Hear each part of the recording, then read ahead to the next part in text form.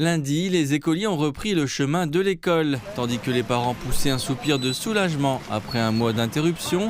De nombreux enfants étaient confrontés à la tâche ardue de rattraper les devoirs en retard.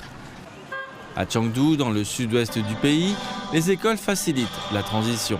Les autorités locales chargées de l'éducation ont décidé que la première semaine de la rentrée serait destinée à aider les élèves à se réadapter à la vie scolaire. Les enfants auront donc 2 semaines pour remettre leurs devoirs de vacances. Les enseignants ont été informés qu'ils ne devaient pas exclure de la classe les élèves qui n'avaient pas fait leurs devoirs. Cette mesure s'inscrit dans le cadre d'une campagne plus large visant à réduire la pression scolaire.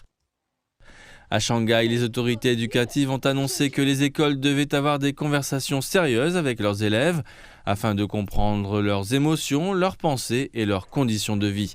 Les examens sont interdits pendant les 2 premières semaines du semestre en cours. La province du Jiangsu, dans l'est de la Chine, a souligné l'importance de la normalisation du temps de travail et de repos, de la gestion des devoirs et de l'arrangement rationnel des cours, des examens et des services extrascolaires afin de favoriser le développement global des élèves.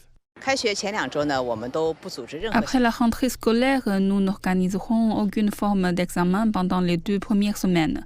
L'objectif principal est de fournir aux élèves une période de 2 semaines pour leur permettre d'entrer progressivement dans le nouveau semestre, à travers un dialogue ouvert et un soutien émotionnel.